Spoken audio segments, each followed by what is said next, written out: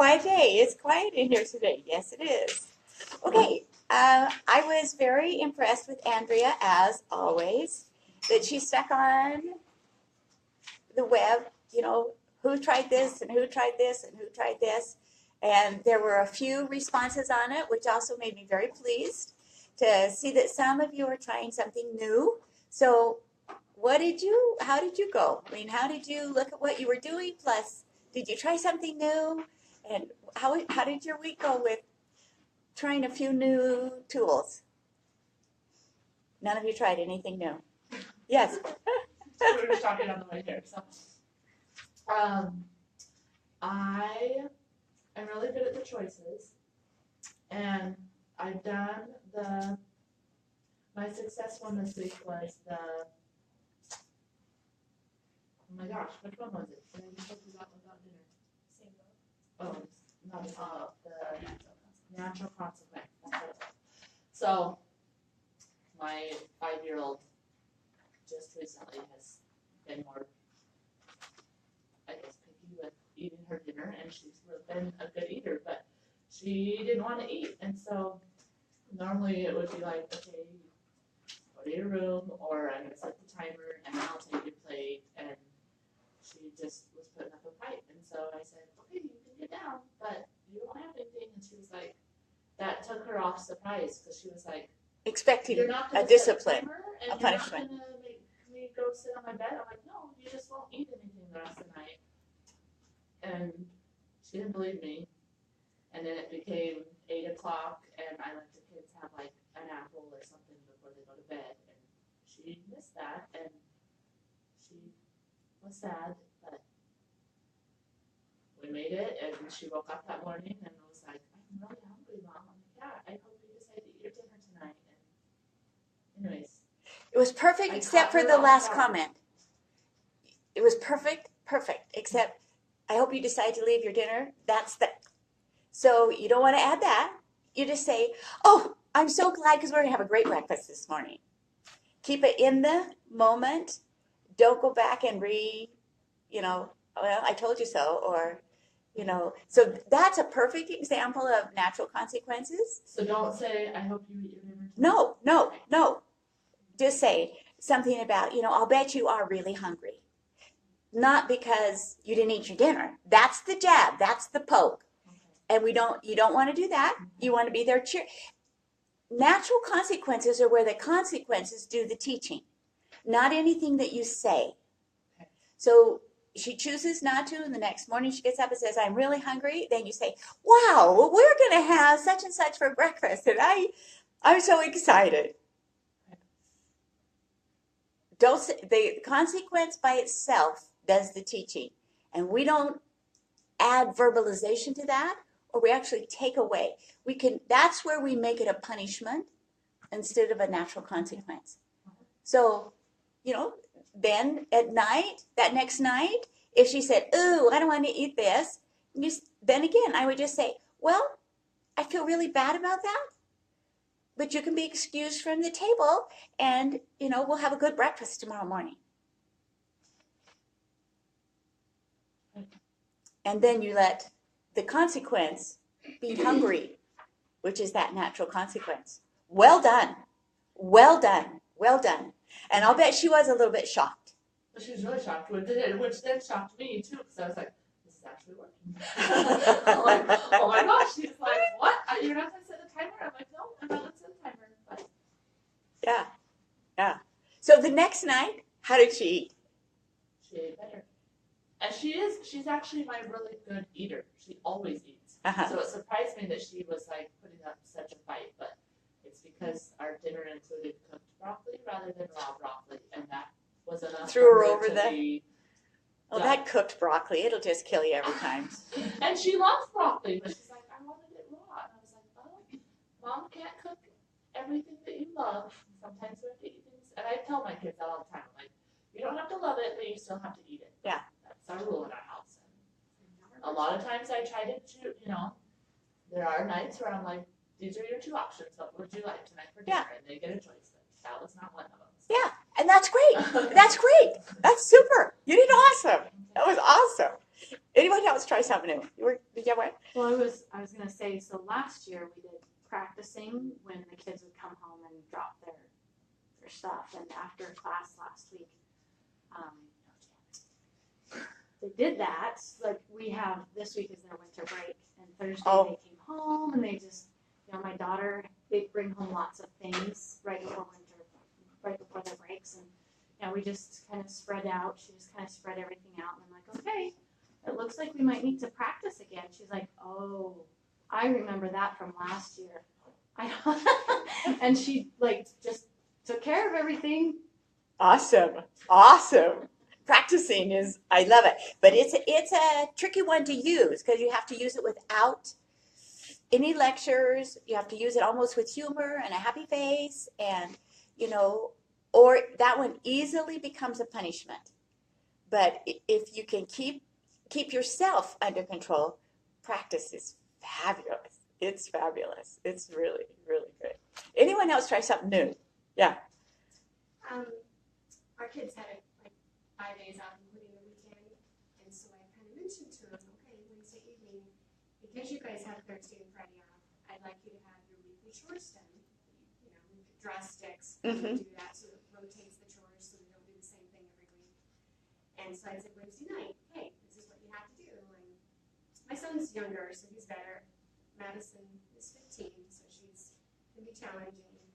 And she's in a musical play at school, so she's very busy right now. And so Thursday came around, she had to be somewhere bright and early, so she really didn't get anything done. And then Friday morning, she woke up and she's like, oh, I forgot, I got to be there like in 30 minutes. Can you take me? And I said, oh, I'll gladly take you as soon as you get those chores done. Dating, yes. She looked at me and she's like, really? I can't do them when I get back? And I'm like, no, you need to do them right now as soon as, I'll gladly take you. I mean, I just kept saying, sure, I'll gladly take you as soon as Good girl. Good girl.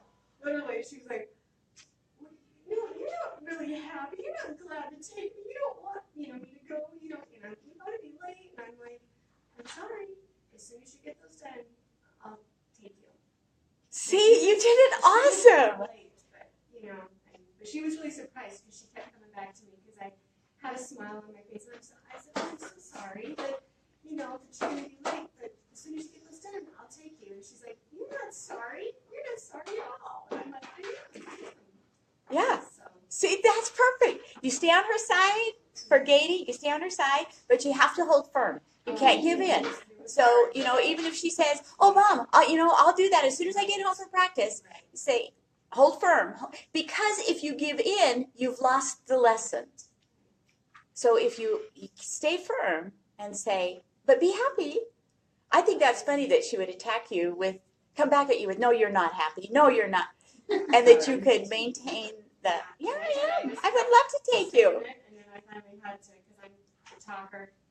I talk too much, so finally I just had to walk away and let her finish it. Yeah, yeah. But now she knows you mean it. See, as long as we keep rescuing them and allowing but I'll do it as soon as I get home, allow that, then we're teaching them that we don't mean what we say. So we want to teach them that we mean what we say, but the only way you can do that is if you do it, if you do what you say. So that's awesome. That's awesome. Good use of gating. Nice. That's the one I need. Anyone else try something new? Or think about the possibility of trying something new. Or try something new and it didn't work. That you switched into lecture mode or, that it didn't quite work. What was it? One of the posts said they were going to put everybody in the same boat and forewarned them, said, that if they didn't stop bickering, that they would both be put in the same boat. And that was enough that the kids didn't fight all the rest of the week. And she felt really bad because she didn't even get to use the tool because her kids were so good there the rest of the week that she didn't need it. That's actually the object, is that we want to help them not need the tools, but we want to get good with the tools. Yes. I did try the bickering where both of them got in trouble for participating in that. And that they were, Gavin and they were both confused by that. And they kept trying to go, well, it was him. Yeah. Mom, it was him that started it. And Dad was like, no. And it just became this, and I said, it doesn't matter. You guys are gonna get the Windex, and you're gonna go. I did the window. You did the window? I didn't know what else to do. I couldn't think of anything on the spot. I'm the worst consequence giver anyway. So I was glad I had that one. And they were standing there just so baffled. And even to go start doing it, they were like, what? This is, but they did. Yeah. They did it. And it was good. They seemed to get along a little bit more. I thought this over the weekend, I didn't notice much from Big Green. Good. But it did, it caught them off guard. They're like, what is going on? Because I usually, entertain their stories. I listen to his side, her side. Yeah, and that's why they give you all those stories is so that you'll take a side. And one Yeah. could be the good guy and one could be the bad guy. Uh-huh. When you put them in the same boat, there is no good guy or bad guy. Yeah. You're both in this together, and it does confuse them. It does. It was awesome, though. It was easier for me, too, to stay calm and just. Yeah. Oh, I think that's wonderful. I'm so glad. Now, the thing about using the new tools is you use something that you've never done before and you're practicing it, you're trying it. It's a little bit uncomfortable for you. Anytime we try something new, even if we know the lecture series is not appropriate, it doesn't work, it's familiar to us and we revert to it. So to try something new, they're baffled, and so are you. You're wondering, is this really going to work? Is this the way you do it? Is this what's right? Just do it. Just do it. Even if you don't do it quite right, just try it. Do it. And it'll be a part of it is to simply throw them off guard and confuse them a little bit. It takes them out of their norm of what they do in arguing back. So anyone else try something? It's like an ethical shock collar. Yes, I like that. An ethical shock collar. Yeah, that's good. Yeah, that's about what it is. So I will say, my 15-year-old's really good about, they're really, both of my kids are very responsible. And they do things that, and so lately they just kind of, okay, Mom, you're going to take me now? And I'm like, where? And what are we doing? So we sat down 2 weeks ago, and before I got in on meeting, I said, okay, guys, I'm kind of confused. Like, I'm not getting the communication with what you're doing, where you're going, things. So this is what we need to do. We need to bring everything to the table to Mom and Dad and present where we're going, who we're with, when we're going to be home, the parents are going to be there, all this stuff. So we did this, right? And then Saturday, my husband and I went out, and we left quite early. We left like at 3 o'clock in the afternoon. We made it a whole half a day thing. And so my 15-year-old, we've been trying to encourage to go to the dances, and none of his friends go to the dances. So he's like, I don't want to go to the dance if my friends aren't going to the dance. Sure. So we've kind of been pushing him to go to the dances, and so he wasn't going to go, and then all of a sudden he decided to go, I guess. And like, we weren't at home, and so I said, if you go to the dance, if you could find a ride, I'll be happy to pick you up when we get home, because we'll be home in time. He goes, okay, but I'm not going. Okay, well, if you go, let us know. Please send us a text. Well, I'm not going. Like, okay, so we get home at 10 o'clock, and my 13-year-old's home, and I'm like, where's David? Oh, I guess he went to the dance. I'm like, I guess? Like, he didn't say where he was going? Well, he did say he was going to the dance. I'm like, well, who took him to the dance? Well, he didn't say. Okay, and I'm like, he didn't text my husband or I, and he didn't say.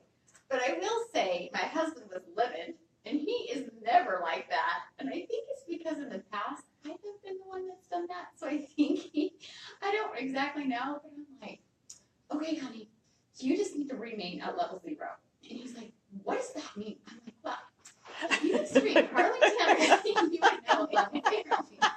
And so he finally gets a hold of him. He wasn't answering his phone. And they have a watch that beeps him too, so there's like absolutely no excuse that he can't respond to a phone call or anything. But he says he didn't hear it, which probably not. I'm sure the music is loud. So he goes and gets him, and then he comes back, and the whole time I'm thinking, just be calm, just be calm, just be calm. And so he comes in the room, and I was almost asleep, and I'm like, oh, hi, you look nice and handsome tonight. I'm like, how was your night? And I just had this nice conversation. And usually I'm just so mad. Like, I just start lecturing and lecturing and lecturing. Now, I will tell you, I failed because I could not think of a punishment or, a consequence at all. Because I was just so ecstatic that I was calm and just simply talked to him normally, ask him, well, why, was there a problem with your phone? Is there, I didn't really hear it, Mom. I just was dancing and having so much fun. I didn't really hear it. And I was actually had a girl, and we were slow dancing. And so I didn't want to interrupt and say, pause, why and so I'm like, okay. And my husband's like, well, did you come up with a consequence? And I'm like, no, I didn't. And he's like, why are you so calm? And you're one not. So anyways, we still don't know what we're gonna do. He's never done that before, so I'm kind of like shocked. Okay, so let's just, he went to the dance, he had permission, to Yeah. go, he just didn't take good care of the W's, Right. right? Yeah. And so rather than having, and this is the first time, Yeah. so rather than having major consequences, this is the opportunity where you go in and problem solve it. Okay. So you help him get a picture. It's also a first time for him. So you help him see a picture of, okay, I really am glad you went to the dance. That's wonderful. And I am so glad you were dancing with a girl. But also, you can't leave Mom and Dad in this kind of a situation where we don't know where you are, we're not sure. So what are some of the things that you could do? What could you do different next time? With you having in mind an idea. Number one, he needed to have made it very clear to his brother or written you a note to leave on the table about who I'm going with and who's taking me, and I am at the dance, and so now the W's are written rather than verbal. He should have texted you. And he says, I thought Brady would have told you. And I'm like, Okay, but see, it wasn't his response. this is where Yeah. you have to create this picture. Okay. You can't hold him accountable when he doesn't even quite know what the picture is. Okay. So this first failure to do it right, if you will, simply becomes the training ground so that you can teach him what it looks like to do it correctly. Then the next time, if you're gone and that same thing happens where he has permission, but you don't know exactly what the W's are, he will know how to take care of them. So is it okay to go back now and teach him that? Oh, absolutely. Because I was waiting for this class to prove down to my failure, but No, it's not a I failure. was like more excited for myself because I'm like, you did so good. Yes. Good for you. No, I'm really proud of you that you stayed at level 0 and talked to him about it. Particularly where it's a first dance and he did it by himself and he went and he, that's wonderful. Especially if you're having a hard time That's getting wonderful. there, you don't wanna turn Yeah, it you down. don't want to turn it against him. So that is really good. But now you just need to go back. You need to validate that so that he'll want to do it again. That's good. That's good social growing. It's great experience. But now you need to go back and just have a little chat with you and him. I mean, it doesn't have to be a whole family big council. As a matter of fact, keep it just between you and say, okay, these are a few of the things that I would first ask him. How do you think, after thinking about this for a while, how do you think that you could have handled it differently so that all the W's could have been taken care of? And see if he's thought about it. And let him come up with some answers. That's the best.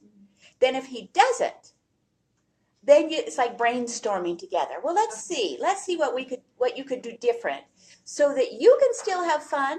You have permission, but we can also know what's going on and you're being accountable. So, what else could we do? And then sort of brainstorm it rather than lecturing it. Yeah.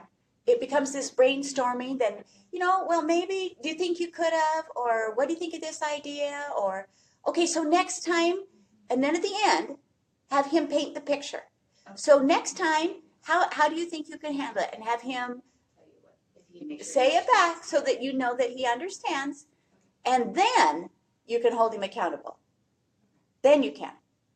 But as long as you haven't done the teaching, you still need to teach them. Somebody online wants to know what the W's are. Oh, W's. Where you're going, when you're going, who you're going with, and when you'll be home. Those are the W's that need to be taken care of anytime any child leaves our presence at any age. They need to be able to. And so if they say, with my kids, if they just said, well, we're just going to go hang out, then I want to know whose house, what movie are you watching, when will you be home, what are you planning on doing? Well, I don't know. We may go to their house, but we may go to their house, but we may go to their house. And then my answer was always, when you figure out the W's, come and ask. Come and I ask. always ask if the parents are going to be there. If parents are going to be there, is if they're going to someone's house, Yeah. absolutely. That's part of the what's going to happen, and so where are you going to be, and what's going to happen, and our parent, that's part of that package of the W's. Yeah, there was a comment. Did you have Nope, something to add to us? You answered the question. What was the question? I guess my question was, after doing like the problem solving, kind of talking about the situation, so the next time, if they don't meet that, that's when the consequence. Right. manifests. Right. But you have to be very sure, before you can impose a consequence on something, you have to be very sure you have taught it.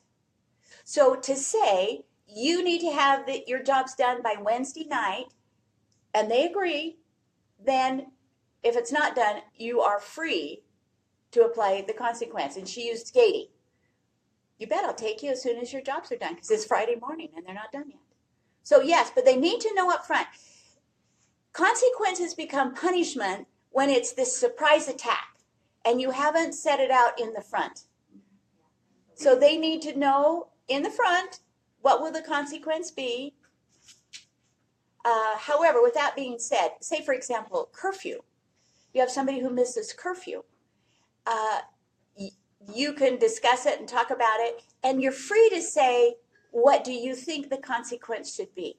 So as they get older, they're free, and then you have the right to decide whether or not that's an appropriate consequence. Does that make sense? For consequences. Yeah. I should tell you, I'll share with you an experience that we had at our house with consequences. And these are logical consequences. I have this wonderful son who's fabulous, almost self-governed as he grew up, just such a good boy. But as he got to be a senior, he did have a little bit of a snarky attitude. And he was seminary president, he was valedictorian, he worked construction, every day after school out on the subdivision. I mean, he's just a good kid. And so one day he came to me and he said, Mom, the seminary council is going to go down to conference as a council, and Brother Spute is going to go with us, and we're going with him, and took care of all the W's. We're staying at this, one of the members of the council's sister lived there, and the boys were going to be in the basement, the girls were going to be upstairs, and we were going to go to conference, and he just really wanted to go and see the prophet. And is that okay? As a senior, I think that if they're responsible, they deserve some of these opportunities to go to do these things. I mean, they're proving themselves. And so I said, okay, yeah, that would be great. I think that's great. So he left. He went. Later on, after he left, I was at Albertsons doing some shopping, and I saw one of the girls who was on seminary council. And I said, oh, I guess you couldn't go to conference, And she said, oh, that trip was canceled. None of us, it didn't work out, and so we didn't go. And I said, oh, that's interesting. How interesting.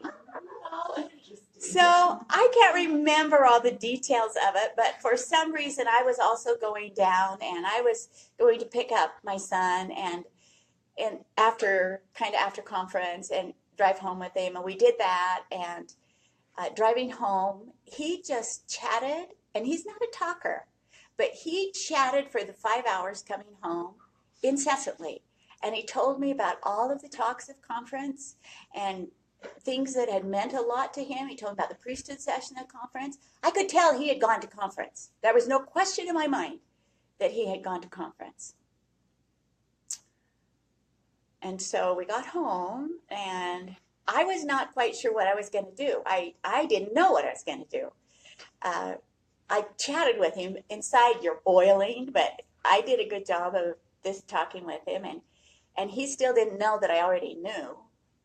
And so we pulled into the driveway. It was about 10 o'clock at night, and we were taking our stuff in, and he came into my bedroom, and he said, "Mom, I need to talk to you." And I thought, well, that's interesting. We've just talked for 5 hours. And so he says, "Can we just go for a little walk down the driveway?" And I said, "Yeah, yes." And so we went outside, and it was dark, and he's not a crying boy, but he started to get really choked up. And he said, "I am so sorry, Mom." He said, "I just want to tell you that the seminary council really didn't go down. I know you're going to find out. And so I just want you to know, but this is what happened. This is what happened." And another girl from a different high school had her dad's permission, had her dad's car. And so there were 2 girls and 2 boys. And I am assuming some of the other, at least her parents knew because she had the car. And so they did go down, and they did stay with a sibling, and they did, have the sleeping arrangements as such. And then he said, and I had them take me and drop me off at Temple Square. And I went to all of the sessions of conference, and they went and played. But I went to every session of conference. He said, "I just want you to know that." And I said, "Thank you." And I said, "But there will be consequences because you broke my trust. So, let's talk about it tomorrow night." And that was Monday night.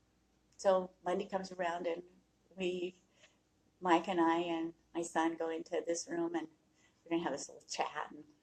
And so the first thing he says right off the bat, he says, "Mom, I know there need to be consequences. I know there's consequences, but I just want you to know that the other 3 kids, nothing happened to them. Their parents just said, 'Don't do that,' and, next time tell us, and because you didn't do anything wrong, like a slap on the hand." And I said, "Well, that's fine, but they're not my child." And I says, "There will be consequences." I said, "What do you think is a fair consequence?" And he said, "Well, I think you should ground me for 2 weeks. And I said, "Okay, that's fair. 2 weeks. Starting today, Monday. 2 weeks." So we went through the first week, and he was fabulous. I mean, he never complained. He was wonderful. I mean, in the evenings, he was just there with the family, and he did things, and he did all his work. He was just the epitome of wonderful. But at the end of the first week, the Friday of the first week, well, it was even a little bit sooner in there, he said, "Mom," he said, "Can I talk to you?" And I said, "Sure." And he said, "When I said consequences, I didn't realize that my senior prom is in this 2 weeks. So this means I can't go to senior prom. But I was just wondering, if I agree to be grounded 1 more whole week, would you let me have that night so that I can go to senior prom?" And I said, "No, I won't." And he said, "Okay."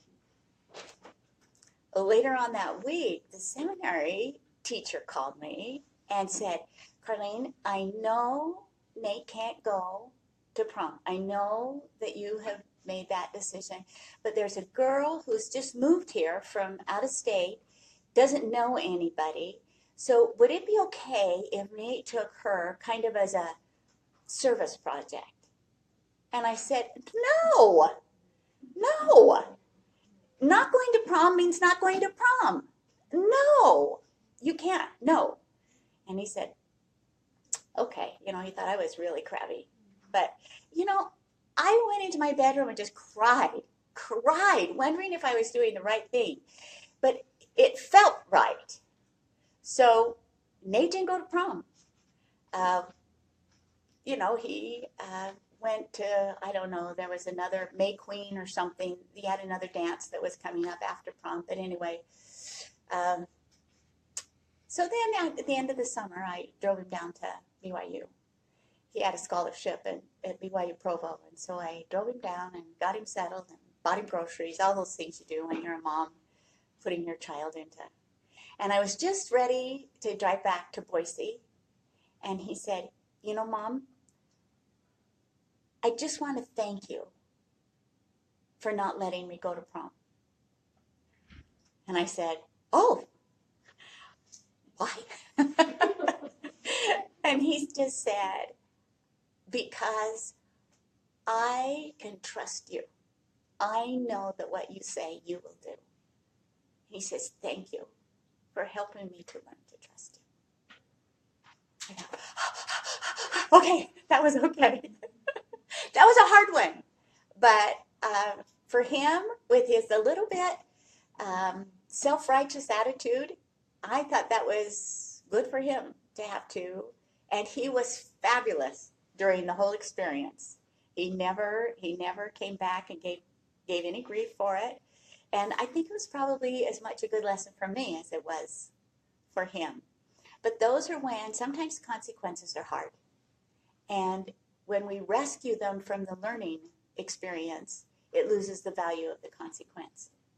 So if you feel like the Spirit's telling you that it's right, do it. Just do it. But they do have the right to, you know, come up with their own consequences. That's okay too. It doesn't have to be just you imposed. They can come up with them. But if they do, actually, if they do, they're more invested in it. So it's good. But if they do, then hold them accountable. Don't rescue them and let them get out of them. Hold them accountable so that they know that when you say something, it is how it will be. And then they learn to trust you and respect you and have faith in you. Okay, let's go on to the next one. I think we're on number 10 in this class. And so that's timeout. Most of you use timeout. You use timeout a lot, but I think sometimes you use it incorrectly. Yes? Yeah? Did we do logical? Did I miss that? Yeah, I think we did that one. Anyway, that story with Nate is a logical consequence, where you create the consequence. It's not natural, like your daughter's being hungry. That's a natural consequence. And we have to be really careful not to rescue them from a natural consequence. You know, if she had come to you at night when she hadn't had any dinner, and then she said, I'm so hungry. You said, okay, well, you can have this or that to eat. That negates the teaching of the consequence. So a logical consequence is that you impose or they come up with, but it has to be related to whatever it was that they did. Too often we make a logical consequence totally unrelated, and it has to be related to what the misbehavior was. It can't just be this arbitrary thing. You don't eat your dinner, so you lose your puppy. I'm going to sell your dog. There's no connection.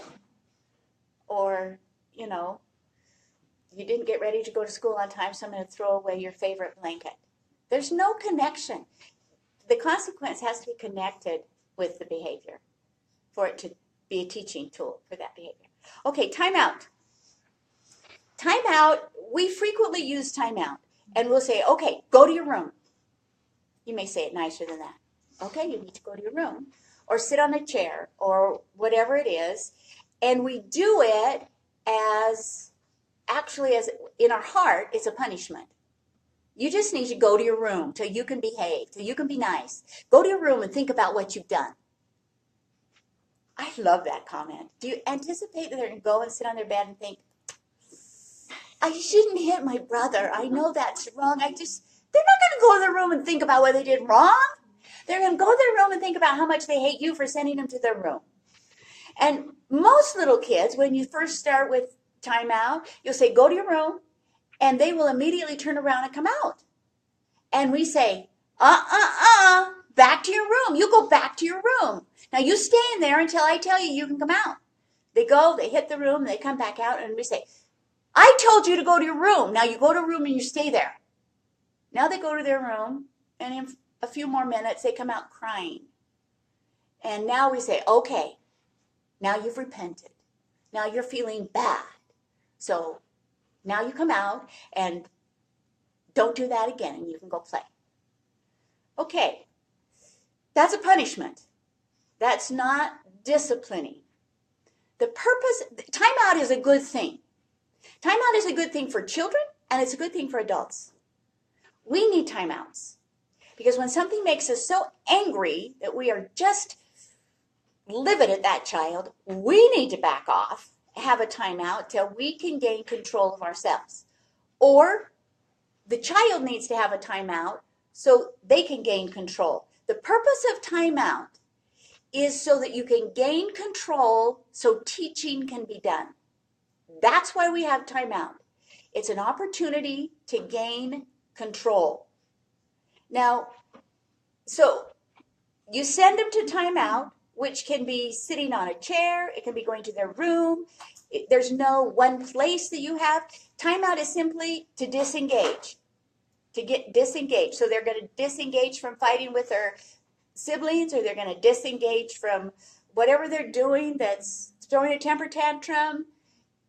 It's to get them to have time so that they can talk about, so you can teach and train proper behavior. Does that make sense? So two things have to happen after timeout. Timeout is just like a cool down period.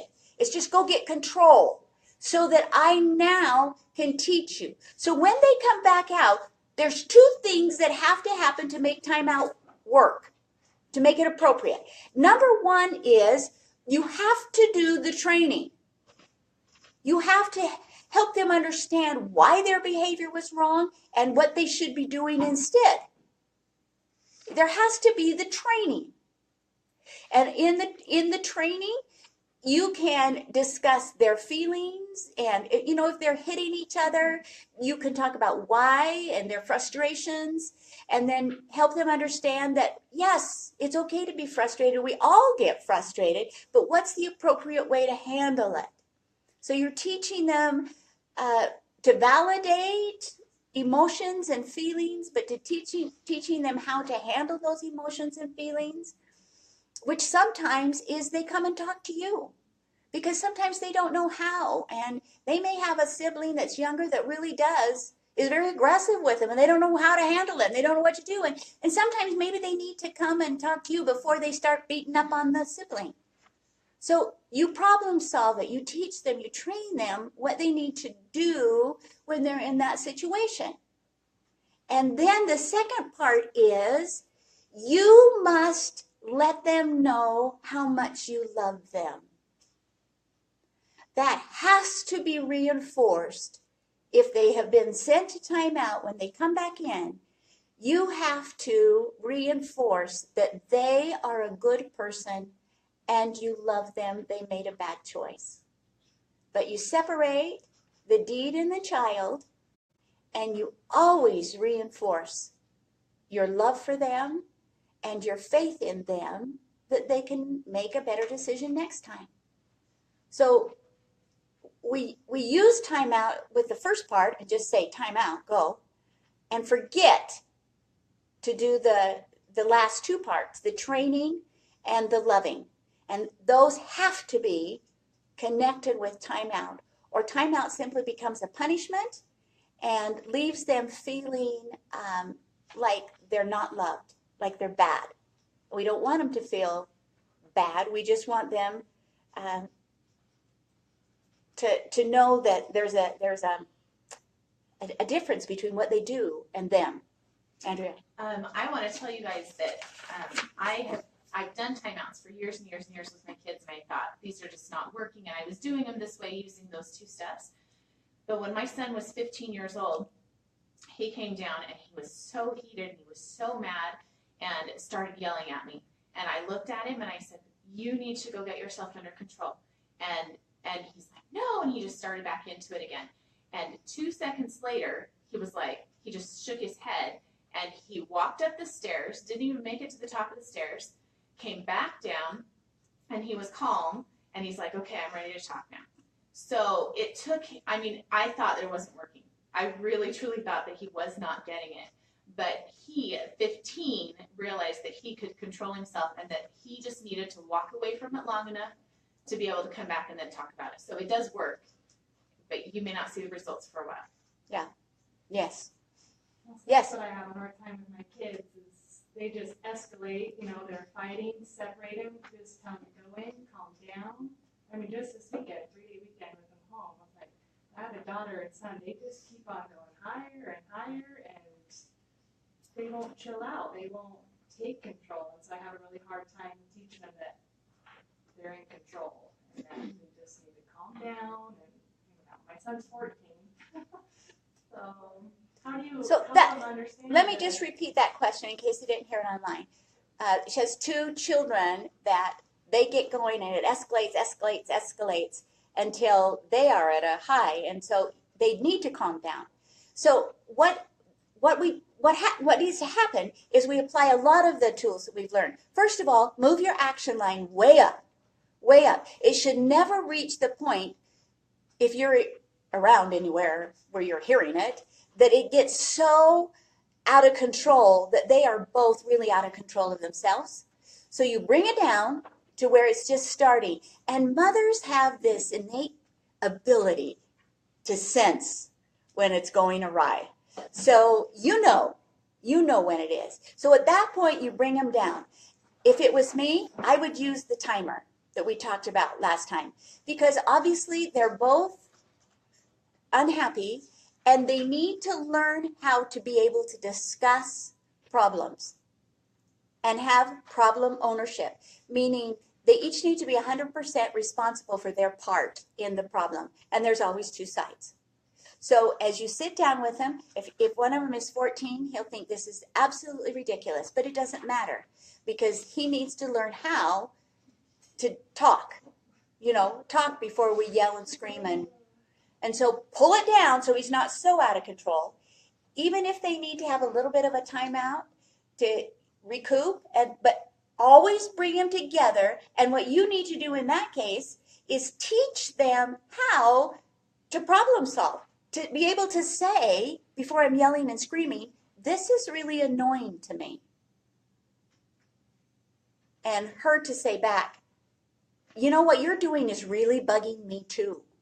And it makes me feel, so you take ownership of what you're doing and then decide what you'll do about it.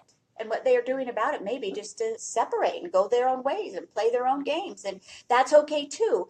But they need to make that a mutual agreement among themselves so that they can learn to problem solve.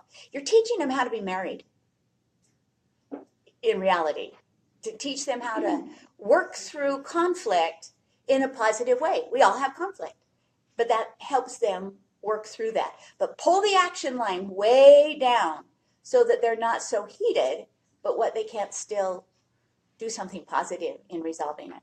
Does that make sense? Yeah, I was just thinking, so I'll send my daughter to her room just to have her cool down, just even in her room. Yes. Just her, she's still in there just screaming. No, send her in there till she can get calm, because you can't discuss until she's No. calm. No. But, I'm just like, time out, you're not supposed to be screaming. yeah, but bring them back. So, If you don't bring them back and have them learn it, then there's no teaching in it. So it's not discipline. So yes, if one of them is screaming and totally out of control, they need to go calm down. This one's calm, ready to be taught, but you have to bring them back together to resolve. Then, at a different time, at a different place, I would start teaching the younger one, just having little mini moment talks with her about, when something doesn't go your way, what do you think we ought to do? Or have a family home evening lesson on. She has not learned how yet to be able to express what she wants in a way that is conducive to social acceptance. So, and has learned how to push somebody's buttons. So that comes back down to she needs to be taught some principles And then those need to be applied in the bigger situation. So one-on-one, I would start teaching. When you get really frustrated, what can you do? When you want something, what can you do? And help them see how. We have to teach them. They don't know. They're only invested in what they want, and I want it now, and I want to get it. And we have to teach them that life isn't just about what I want. It's about what's best for the whole group, for our family. So Andrea touched on this, and when it's been brought up, I've learned too with timeouts. I used to set the timer, and I've learned that that's not necessarily a good thing because the kid has to be the one to decide the time frame, not me.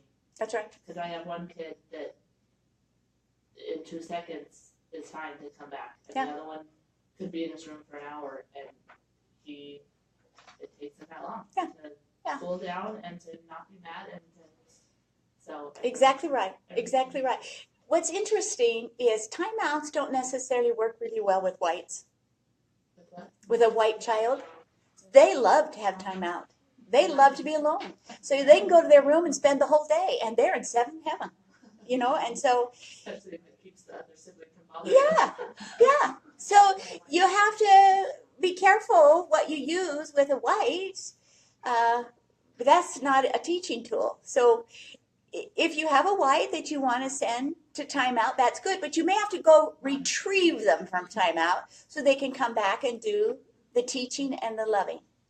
So you just have to be aware of what all the parts of using timeout entail. Yes? So I have a child who has a developmental delay and with her speech, and so sometimes she acts out inappropriately and like just with her temper because she's wanting something and she's wanting it to be known. And so you just have me wondering because my husband will calmly, like if we're playing a family game and she just wants it something her way, because we want to teach her the right way to act and we can explain it, but she's not really in control sometimes. And so Eric calmly takes her by the hand and walks her up to her room and says, "You can come back and join us." And she's like, "Oh, why? Why me go in my room?" And I always feel so bad for her, but I'm like, and Eric's like, "You can come down and join us when you can play the game like the rest of us and stay calm." And she'll just sit up there and she cries and then she has that much understanding to know that she shouldn't behave like that. She's not that really, but when she gets that fiery and screams or wants them join, is that okay that we calmly take her to? Absolutely. Because she always will go up and she'll get it out of her system and then she'll come down and she's okay. But we're not making her feel unloved, are we, in doing that? If you calmly take her out with a delayed learning child, Yes. then you calmly take her out, explain to her why it is in calmness and love, and when she comes back, then be sure you welcome her with love. And we do. That you hold her, that you hug her, that you say, "Oh, I'm so glad that you're here." back. Yes. Yeah. And we do. We're like, "We're so glad you came back." Yeah. And Be but sure then, you like, reinforce if it. she does it again, then we have to. But it Yes. seems to work. But I'm just like, I hope we're not. No, Okay. no. That's great. As long as you remain at 0 and can do it in love, then the answer is yes. And sometimes they don't even have to go out of the room. It may be that you're playing at the dining room table and she can just sit on the couch for a few minutes so that she doesn't feel quite so isolated.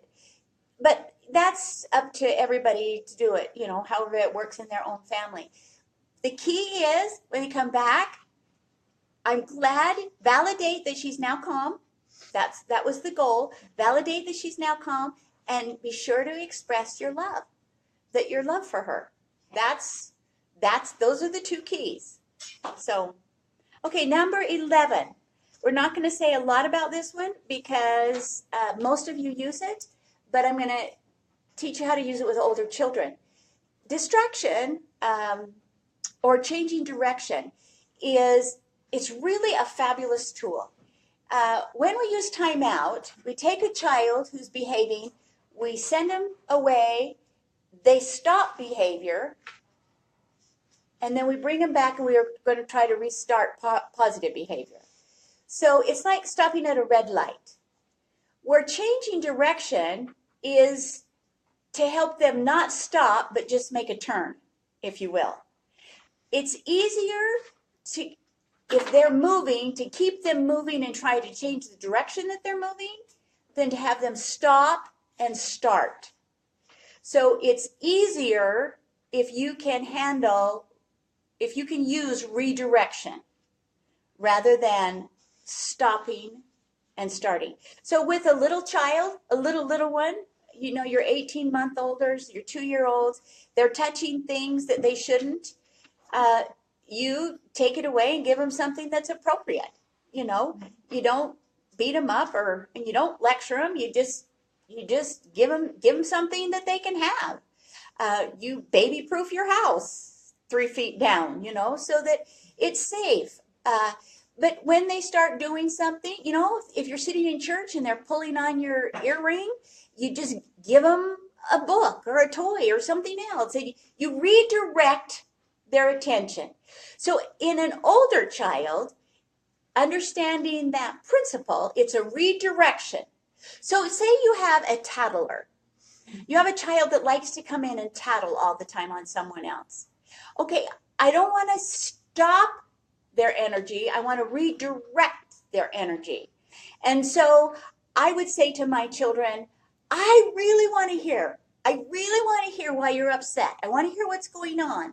But before you tell me that, I want you to tell me 3 good things about your sibling. So you have to tell me 3 good things, and then I'll list. Now, what you're trying to do is emotionally and mentally, if they have to stop and think about positives, sometimes it's harder than to stay focused on the negatives. So you're redirecting mental and emotional energy.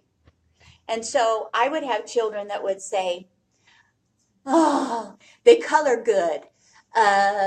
They look cute in their blue sweater. They play cards with me. And I mean, really dumb reasons. And the first time they would come, I'd say, okay, that's good. Now, let's talk about the problem and talk about what you can do about it. They've already calmed down a little bit, resolved the issue, and let them go. The next time they come, usually you have a tattler will do it multiple times a day. So the next time they come, I'd say, okay, wait. You know, I really want to hear, but 3 good things before you can tell me. Well, they color good, and they, now you have to have 3 different good things.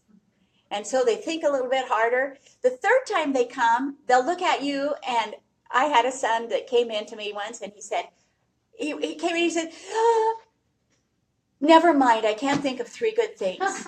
And he walked out. It was great. It was really great. Another thing is I have these 5 boys. They're all in a row, and they're just a year apart, and 5 of them. And boys express their love by wrestling. I don't know if you knew that, but if you don't, you will. If you have boys, you'll learn that. And so they were always wrestling in the middle of the family room. And you can tell, you'll have a son that's stronger than the other ones or whatever, and you can tell just by listening to him, right where that line is, where this ceases to be fun for one of them, but it's really fun for the one that's on top. And so you just listen, and when they hit that point, it's time to change direction. And so you don't go in and yell at them. Sometimes I would go in if they were in a better mood and just tell them I needed them to help me and send them out to do different jobs. Just redirect the energy. Sometimes I would just say, okay, guys, that's enough for inside. You need to go outside. Take that outside and play basketball. You know, you need to go out and make some hoops. And then they take the energy and they would take it outside. But simply disengaging from wrestling puts them on an equal plane again to go play basketball. Somebody's not on top of somebody and forcing behavior. A couple of times when they wouldn't listen to me, which when they're involved in a good wrestling match, sometimes they don't, but it works really well to take the belt of the guy on top and just yank it as hard as you can. They stop real quick. Mother, ah! And then you just, yell. Again, you just say, you just need to take this energy outside. You need to go outside and play some basketball. You need to, whatever you're going to have them do.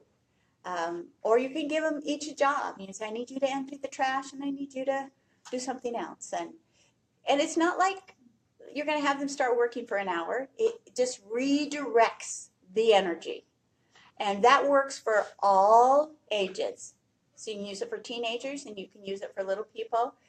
You have to remain calm. If you come in yelling and screaming, you've started punishment. So you have to remain calm and simply redirect their energy. Number 12. This is wonderful. And it works really well after you've taught a principle.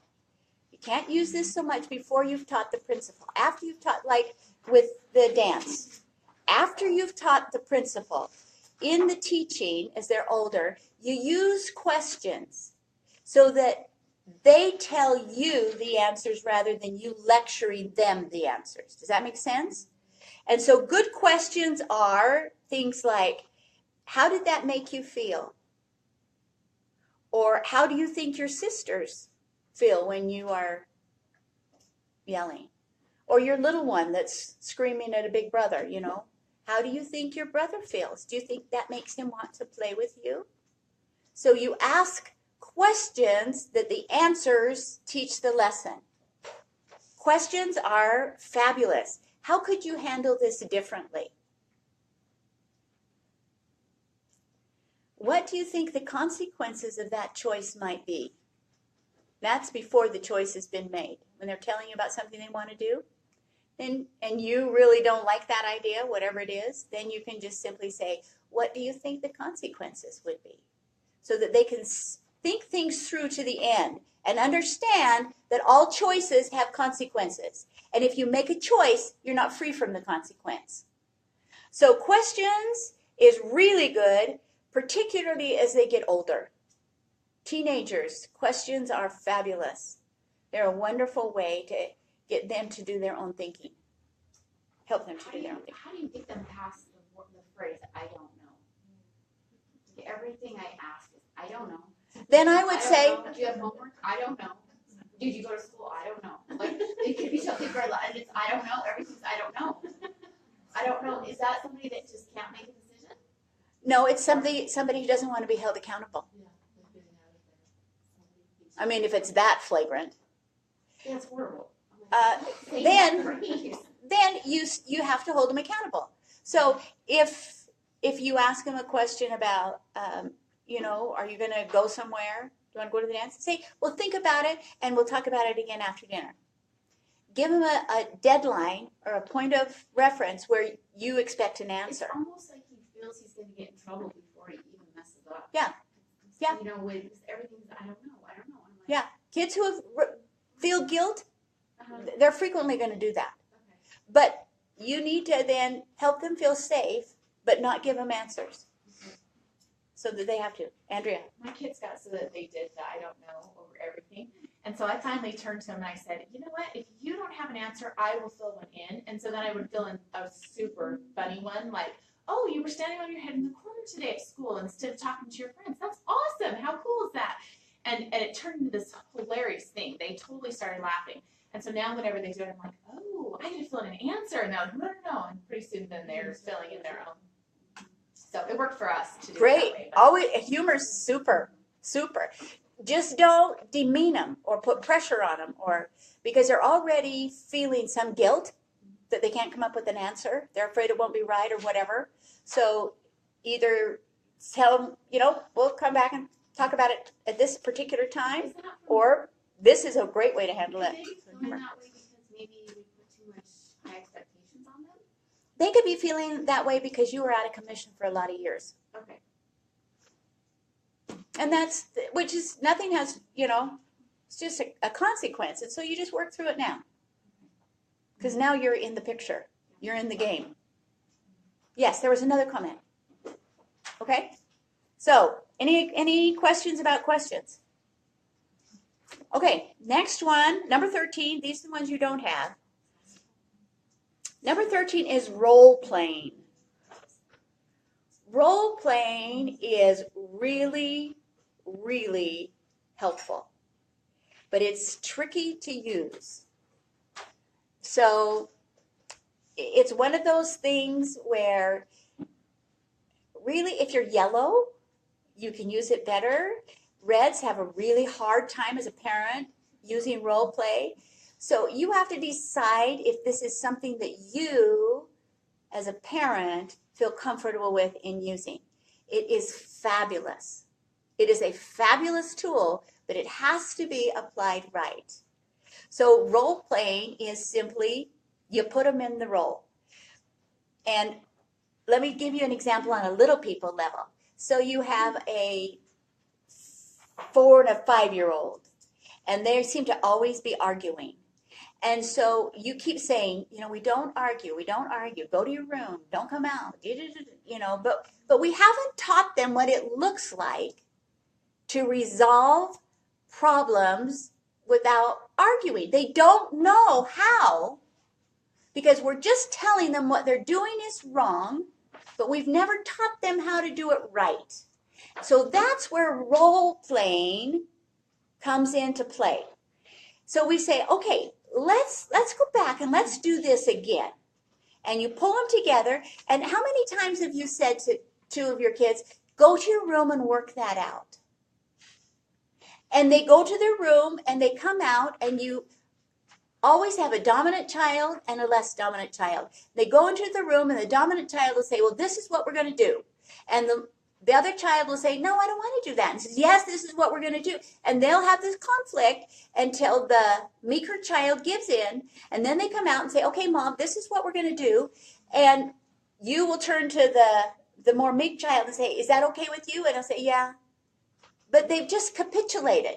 They haven't resolved anything. They've just given in. And that becomes the way, as they grow up, they learn to handle conflict.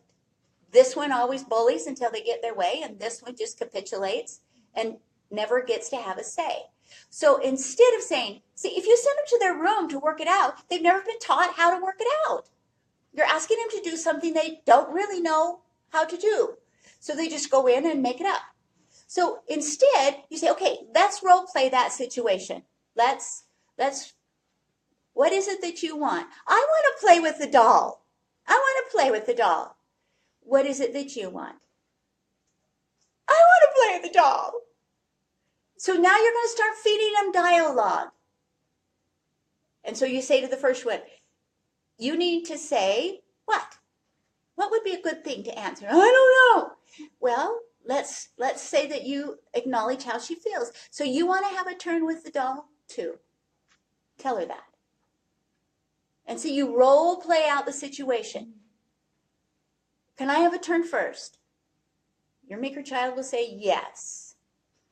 And say, okay, how long will your turn be? And you have them now reenact the dialogue with you giving it to them. Okay? Then on the next experience, you bring them together, and you don't have to give them the dialogue, but you listen to their dialogue so that you can help them if they need to have some direction. Then you can do this. You can take this into a family home evening. And you can say, okay, we're going to role play tonight. We're going to, the topic of the evening is family chores. And so we're going to role play tonight. And Susie, you get to be the mom. And I'm going to be Susie. And now you role play it. And you act just like she would. I don't want to do that. That's too hard. I don't like those jobs. I don't want to do those. You role play it. And you're Susie. And let her be in the position of being mom. You see, you role play.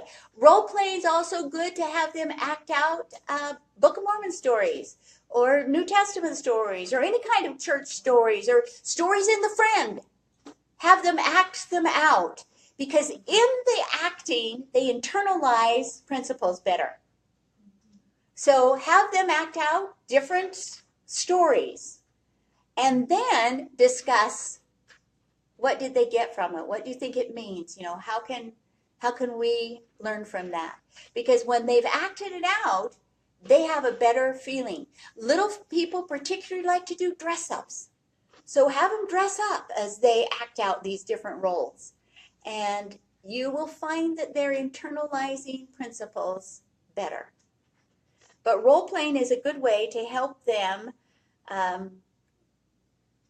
learn behavior. Now, the number 14 is to teach them how to apologize properly. The best way to teach this principle is to role play.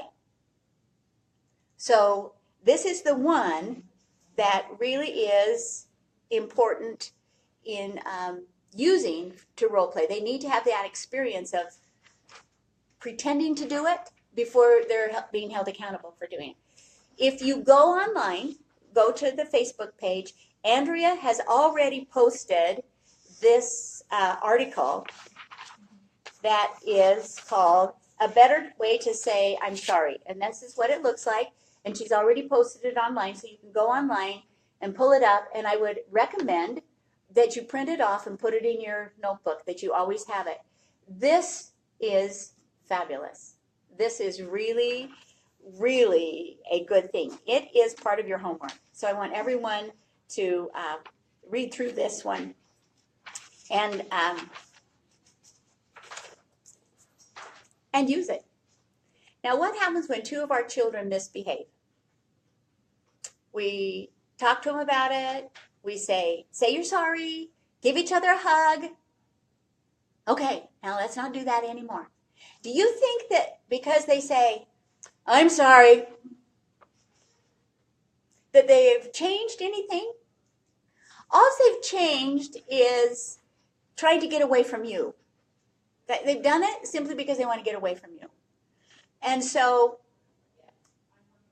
they haven't changed emotion or heart or anything inside of them. They've just done it. So to say I'm sorry does not necessarily provide the teaching that we would like it to provide. So in this article, it talks about the right way to say you're sorry. The first thing I would do would be to give this as a home evening lesson. And in the home evening lesson, I would set up imaginary scenarios that they can use this principle with. And then you can have them role play it.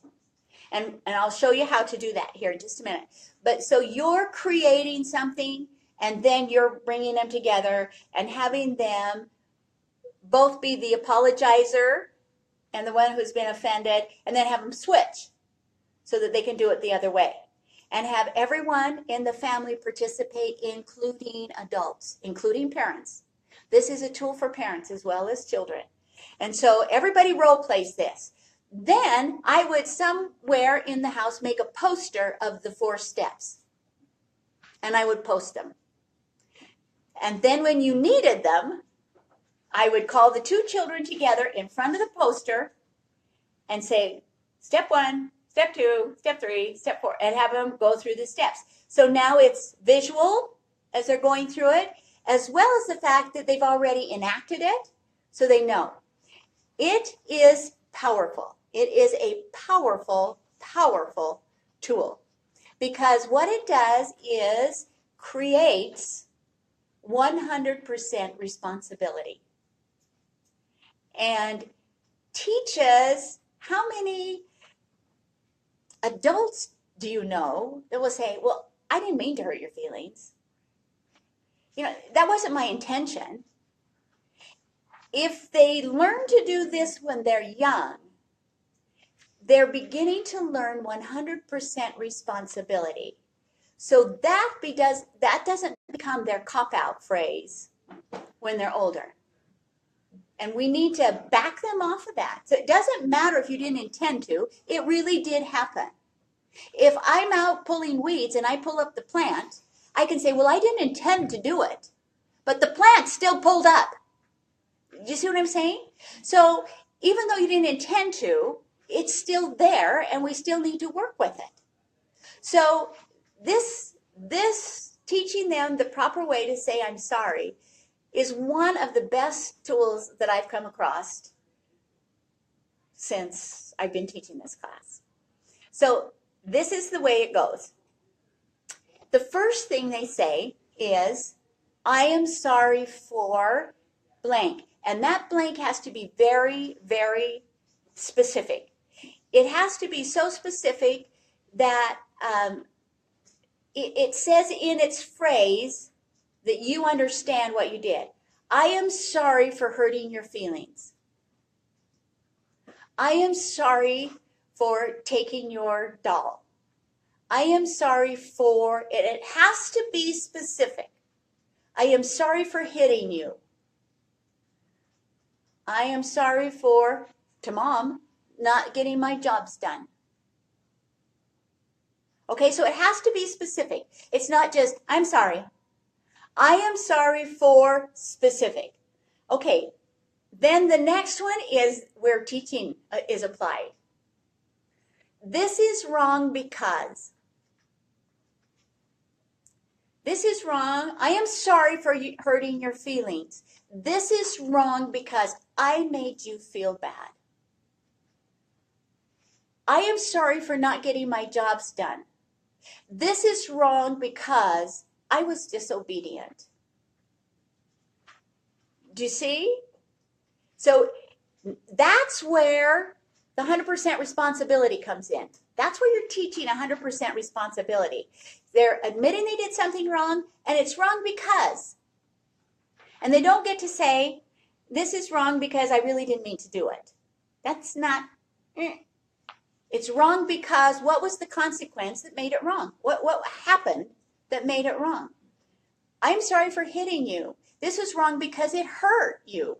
I hurt you.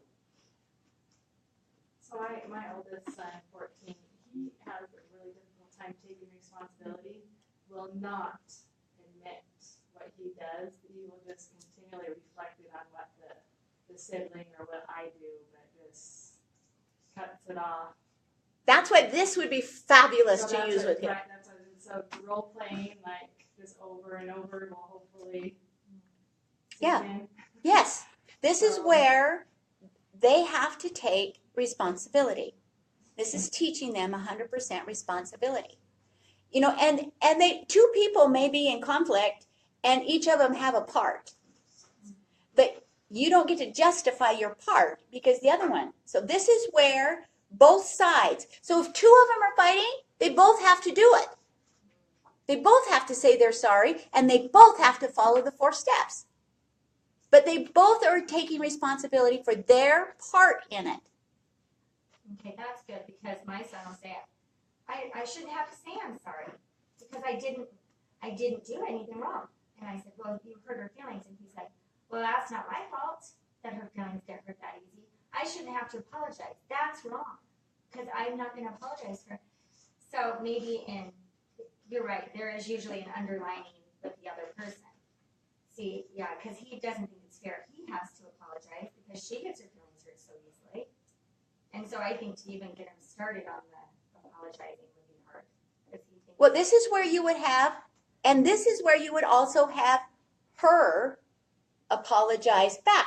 Because there's a good possibility that she pushed some buttons that made him mad. So he says, it's not my fault because you were da-da-da-da. That's true. That's And then you can say, you know what? You both are accountable here. that's good. Both. So then you have them both do it. And that's why you do it in family home evening. You set up the scenario, but you have all of them take part in it. It's not just, and you take both sides. You be on each side. And sometimes you can create the scenario where they're both at fault. And so now you're going to create the role playing where they're both going to apologize to each other, taking responsibility for their part. This is a fabulous way to teach 100% responsibility. This has helped my son. I did this just last week without even seeing this. But that's my mom, and it's probably because that's how my mom taught us. And it was good for my 7-year-old because he made us late to church. And it was his dinking around before church, not getting done what he needed to. And so when I was having him say he was sorry, I was like, why are you sorry? What did this problem, what happened? What because problem of did this this? create? Yes. Yes. And I made him say, Yeah. because I made the family late to church. We were all late to church because we were waiting on you. Yeah. Everyone else was in the car and you were not. And Yeah. Which is perfect. That's only the first 2 steps. We got 2 more. We're halfway through. So I am sorry for specific. this is wrong because what is it created that makes it wrong? Then you need to say, this is where it gets really fun. This is the accountability. So number 3 is, in the future, I will, what are you going to change so you don't do this again? In the future, I will be ready for church 5 minutes early. In the future, I will talk to you about this before I smack you. You know, in the future, I will, what are you going to do to make this behavior correct? What are you going to change? If you're apologizing, there's some behavior that's wrong, and how are you going to change it? And then the last one is the key that binds it all together. And the last one is, will you forgive me? Do you know how hard it is to say, will you forgive me? That's when you have taken full accountability for what you've done. When you can say, and will you forgive me? Now, if you go through those 4 steps in teaching your children to apologize, number 1, they become 100% responsible. And number 2, they learn to develop some humility about pain they caused somebody else. Instead of being angry so they can just blame someone else, they start, when you have to say, and will you forgive me, that creates humility. Now, it may not the first time they say it, but as they learn this as a process, now, I want you to just think about being in marriage. If you took these 4 steps in marriage, what would that do to the relationship in your marriage when you were in conflict? It's amazing. It is amazing the power of these 4 steps. Just, it's incredible. So I want you to go online and print off, like I said, she's already got it there. She's always 2 steps ahead of me. She's already got it there.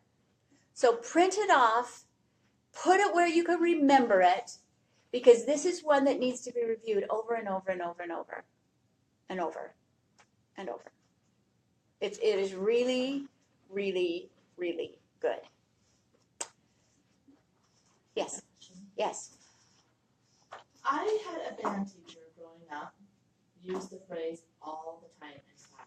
He would say, sorry means I'll never do it again. No, it doesn't.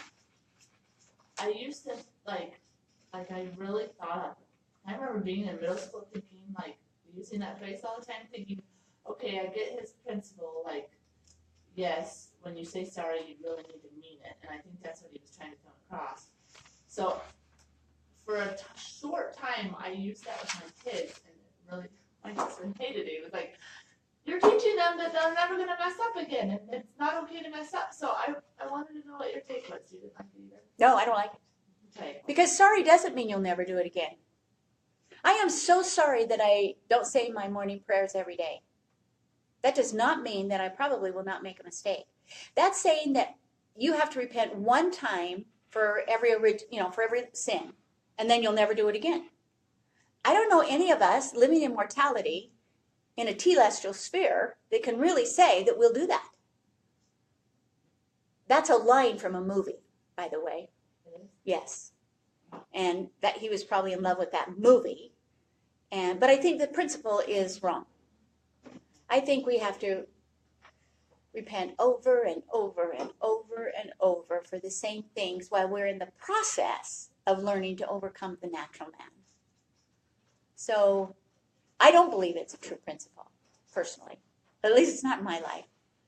Because I have repented in great remorse over things and been so sad that I did them, and just so remorseful, knowing I'll never do that again because it makes me feel so, so bad. Yeah, I do it again. So I just think because of where we are in this mortal experience, we probably are going to make the same mistakes multiple times.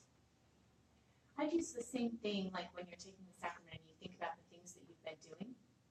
You can go through these same steps with those things that you've done during the week, and it really forces you to have to take responsibility for what you've done. And and start that repentance process, because just saying the words even in your mind makes you have to think about it differently. It does. It really, really does. It does. Okay, Andrea is right again. I hate it when she's always right. She's right again. She said, Carlene, you will never get through this. And she's right. So what I want to do is, there's no way we can do self-esteem today and cover it, because it's a very important concept in today's society, particularly where we have so much, suicide, teenage suicide, and we have depression, and we have anxiety, and we have so many of our children screaming for attention because they don't feel worth. And so it's so critical that we know how to help them feel worthy, to feel of worth, to feel important, so that we can do all that we can do to give them a foundation so they won't have to suffer these kinds of problems. Does that mean they never will? No. But it means that we've given them the best chance possible. And there are things that we need to do. There's tools that we'll talk about. There's things that we need to do in our home to set that foundation for them. And we're really going to get into that. We're going to talk about raising our children in a selfie world, where so often their feelings of worth come from how many likes they have on a Facebook post. And if somebody else gets more likes than they do, then they feel that they're not important. And they've learned to evaluate their worth from a virtual reality standpoint. And that's wrong. I mean, it's Satan. And so how do we, in an environment where they're raised on electronics and they're texting, and so many of their relationships are electronic, how do we build in them a feeling of worth? And it's critical that we do that. And just to help you have a great week, I'm going to share with you a couple of quotes. This is from James Dobson, Focus on the Family. If any of you are familiar with that, I happen to love him. A child's self-esteem have its roots in the home. The single most important environmental factor in the life of a child is his mother.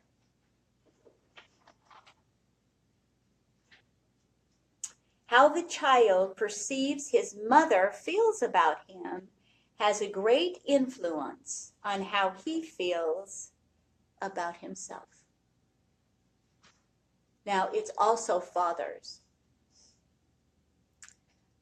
Younger, really little people, it's mothers. But as they get older, it includes how they feel their father feels about it. That creates their feelings of self-esteem. If you remember the first week, we talked about bonding and building that relationship. This is core. This is core to how they build their self-esteem. So we will talk about that in detail and what you can do and how you build that. So this week, though, I'm going to give you some homework. Didn't I already start with something? Yes, I did. Get this offline and read it. And then I want you to come prepared to discuss. Do you know what that means? You heard that in the church a little bit lately about come prepared to discuss? I want you to come prepared to discuss, and I think we can have a really good discussion on the book of Ezra, which if you look in your scriptures, you'll never find it. So that's the unknown scripture. I want you, the Apocrypha, it's scripture. I have it in my scriptures, because to me it is scripture, just like Proclamation of the Family or the Living Christ. And this is the talk that was given by Esther Taft Benson. You will find it April 1989. 1989. And it's the talk on pride. And I want you to read it looking at the elements of pride and thinking about self-esteem, both yours and children, this principle of pride and self-esteem. Now, in this talk, it will tell you exactly, you can fill in the blanks, but it says, when something is gone, pride is gone.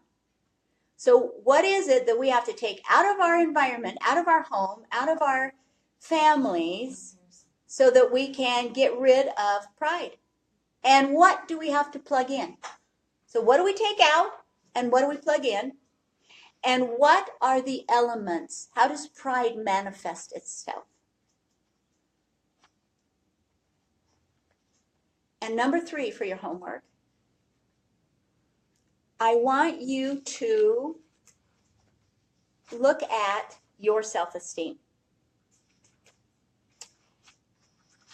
I want you to really seriously consider your own personal self-esteem.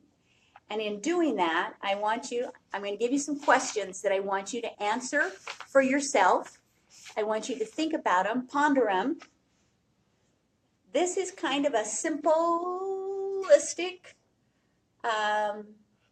really simplistic way for you to evaluate your own self-esteem. Because what did we just say? A child's self-esteem is primarily based on the influence of a mother. If the mother has a low self-esteem, how high do you think the child's self-esteem can get? Usually it won't go higher than the mother's. Now it can have some, you can have experiences in the world, so that's not absolute, never, break the rule. But typically, if a mother has a low self-esteem, she raises a child to doubt himself because she doubts herself. It's hard to raise a child to be self-confident when you don't feel confidence. So we're going to go really quick through some questions. I want you to think about them. I'm not going to go quick enough that you can write them down, but it should give you an idea. Now, this is an evaluation of you and your personal self-esteem. Okay? And be honest. Number 1, do you enjoy doing things for yourself without encouragement or praise? Can you just go do something for yourself? We're talking about for yourself. Can you just go do something for yourself without encouragement or praise? Number 2, are you willing to do your own thinking and make your own decisions? Not, I don't know. Are you willing to think for yourself and make your own decisions? Or are you one of those people that you make a decision and then you need to ask everybody, is that okay? What do you think? But what do you think? But what do you think I should do? What do you think I should do? Can you make your own decisions? Number 3, can you express your true feelings? If you're angry, can you say, I am really upset about this? Or if you're happy, can you be happy? Can you cry? Can you show people tears? Can you express affection? Or can you say, that really hurt my feelings? And just be honest. Not blaming, not critical, but just be honest in your own feelings. Number 4, can you admit mistakes and defeats without feeling inferior?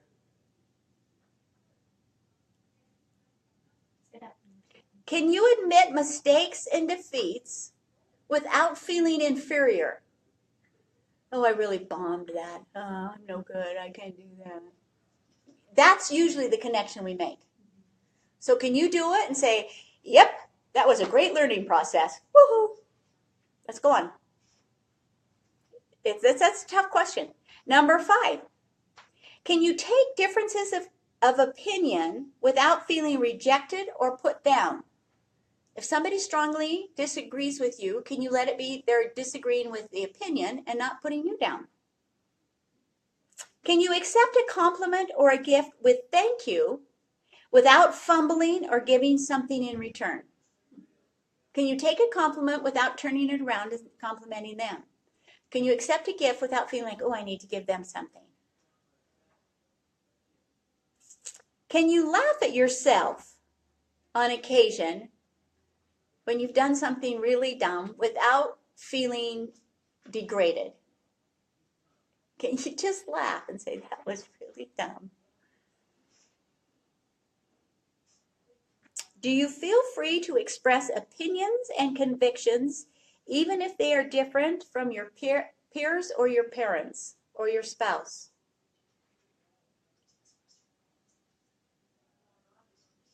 Can you let others be right or wrong without correcting them?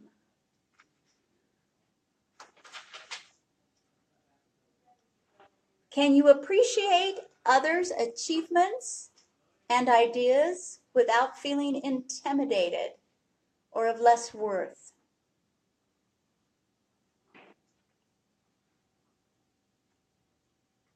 Tammy, are these in there? Yeah. They're in the syllabus. Boy, are you guys lucky. Page 4. On page 4.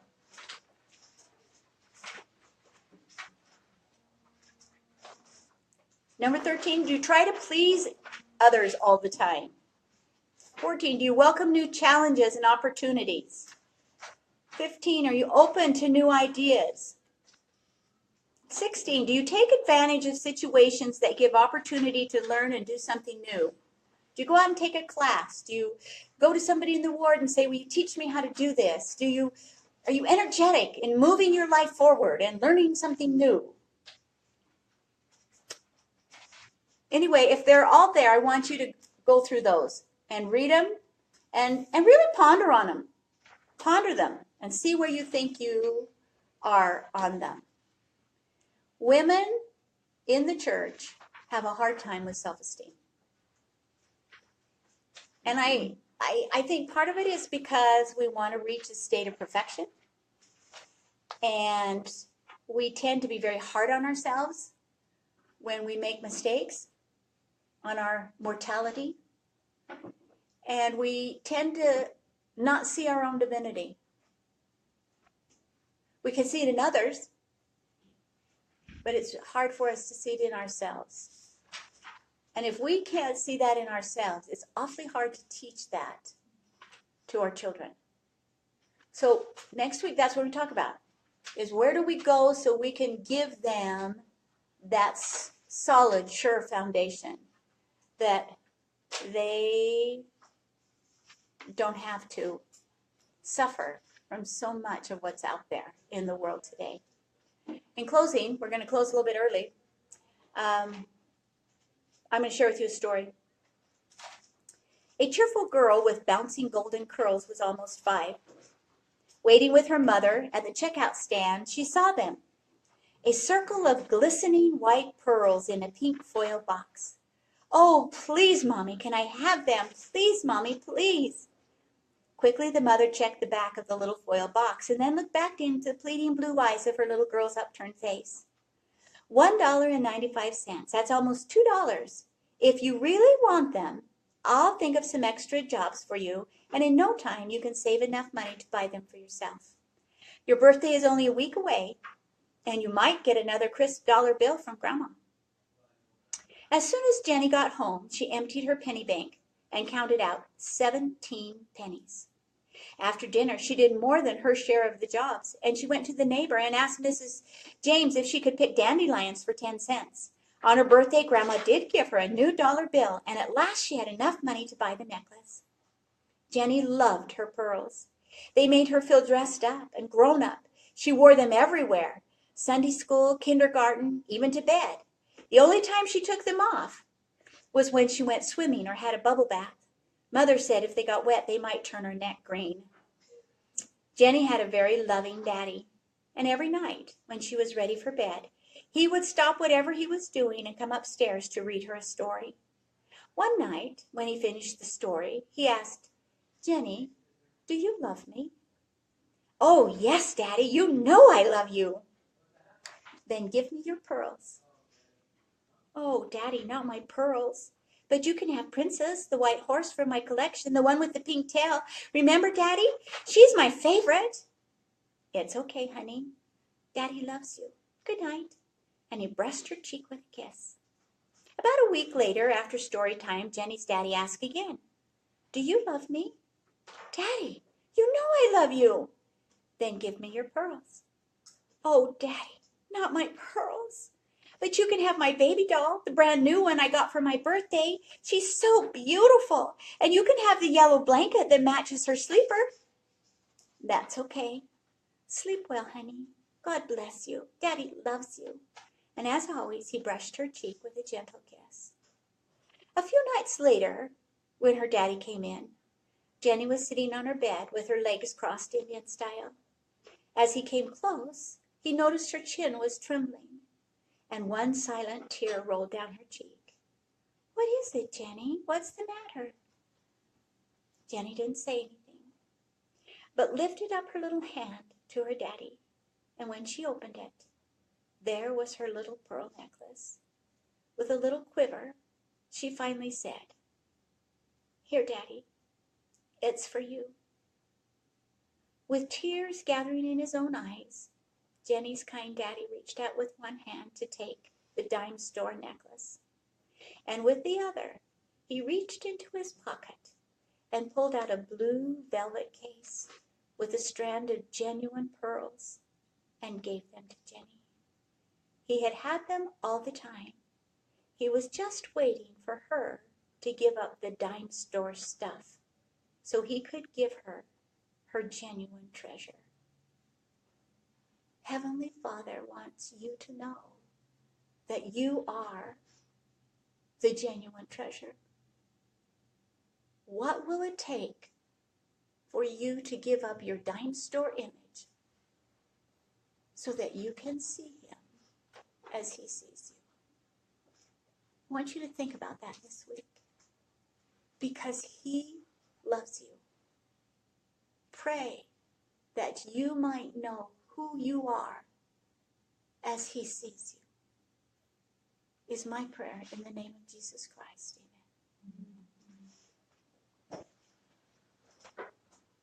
Amen. Our Father in heaven, we're grateful for the opportunity we've had today to gather together. We're grateful for Sister Tanner and all of her preparation and wisdom, and grateful for the spirit that we have felt today. Help us to remember the promptings that we've received and help us to apply the principles that we've been taught to better the lives of our families. We are grateful for the gospel, for the blessings of the temple and having it so close to us. We're grateful to have the priesthood here on the earth and grateful to have a living prophet. Please bless President Nelson. Help us to follow his teachings. Help us as we raise our children that we will be led by thy Spirit to know the ways that thou would have us do it. May that be. We pray for these things in the name of our Savior Jesus Christ. Amen. Amen.